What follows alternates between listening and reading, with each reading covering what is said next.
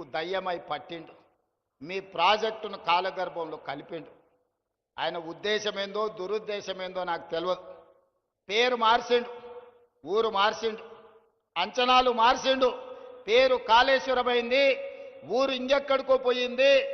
అంచనాలు 1,50,000 కోట్లయినాయి. 10 ఏళ్ళు తిరిగే లోపల 1,00,000 కోట్లు ఖర్చు పెట్టిండు. కాళేశ్వరం కడితే 3 ఏళ్లలోనే కూలేశ్వరం అయిపోయి కూలిపోయింది. ఆదిలాబాద్కు మాత్రం చుక్క నీరు రాలే. ఆయన ఇంట్లో కనక వర్షం కురిసింది తప్ప మన భూముల్లో బీడు భూముల్లో చుక్క నీరు రాలే. అందుకే ఇవాళ ఈ వేదిక మీద నుంచి స్పష్టంగా మీ అందరికి మాట ఇవ్వదలుచుకున్న మిత్రులు నగేష్ గారికి, శంకర్ గారికి కూడా విజ్ఞప్తి చేస్తున్నా. ఆనాడు ఉమ్మడి రాష్ట్రంలో 148 మీటర్ల ఎత్తుకు అనుమతి ఇచ్చిండ్రు.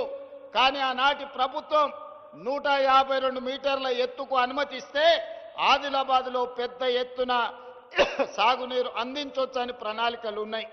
దానికి కొంత మహారాష్ట్ర ప్రభుత్వం అభ్యంతరం పెట్టింది. ఆ తర్వాతి కాలంలో 150 మీటర్లకు అనుమతి ఇవ్వడానికి సూత్రప్రాయంగా మహారాష్ట్ర ప్రభుత్వం ఒప్పుకున్నది.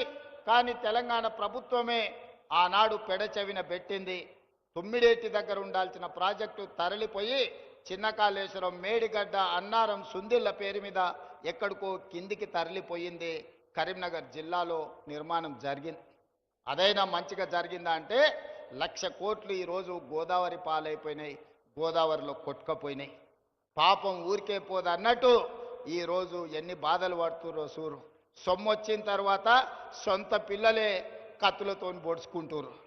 ఎప్పుడైనా అక్రమ సంపాదన, అన్యాయపు సొమ్ము వస్తే కుటుంబంలో కూడా ప్రశాంతత ఉండదు.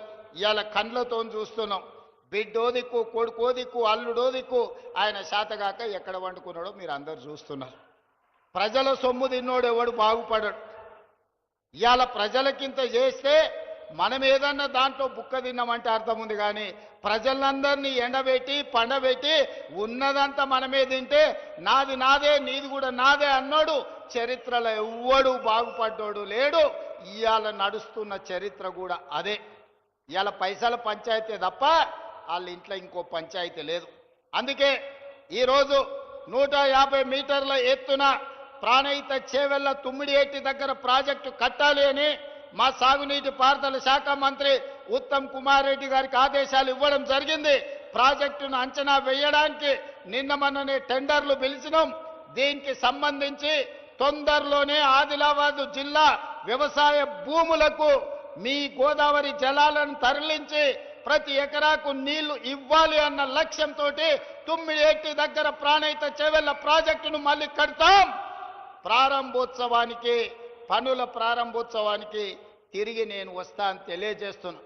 ఆనాటి నిర్లక్ష్యాన్ని సరిదిద్ది ఈనాటి ఆదిలాబాదుకు సాగునీరును అందించి ఈ ప్రాంత రైతాంగాన్ని ఆదుకునే బాధ్యత ప్రజాపాలన ఇందిరమ్మ రాజ్యం తీసుకుంటుంది. దానికి మా ఎంపీ గారు, ఎమ్మెల్యే గారి సహకారం, పక్కనున్న మహారాష్ట్రలో బీజేపీ ప్రభుత్వం ఉంది. మా మిత్రులకు పెద్ద ఎత్తున ఢిల్లీలో పరపతి ఉంది. వాళ్ళ పరపతి కొంత వాడితే మన ప్రాజెక్టులకు అనుమతి వస్తుంది. ఎంబడే పనులను ప్రారంభించుకుందాం.